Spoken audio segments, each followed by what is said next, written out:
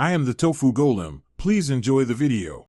You start by getting dough at the right consistency, firm but pliable. Once chilled, lightly flour the surface so cutters release cleanly. This prevents sticking and tearing.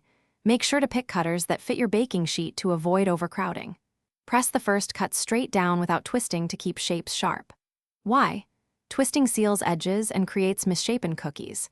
As you work, keep unused dough chilled to retain crisp edges and a predictable bake. Once you have a few impressions, go in sequence. Press each cutter straight down and lift vertically to preserve detail. After cutting, remove the surrounding scraps so the shapes are free. This avoids stretching when you lift them. Make sure to slide a thin spatula underneath each shape to support it before moving. When transferring, place shapes 1 to 1, 5 inches apart so they expand without merging. If dough softens, pop the tray back in the fridge briefly to firm up before baking. You'll bake according to the recipe, watching edges for the first sign of color because that indicates doneness before the center sets. Once out, cool the tray 2 to 5 minutes so cookies firm enough to move, then transfer to a rack to finish cooling.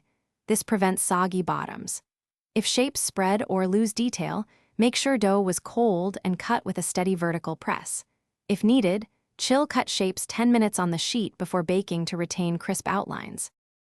Thanks for watching. Consider subscribing if we helped you today.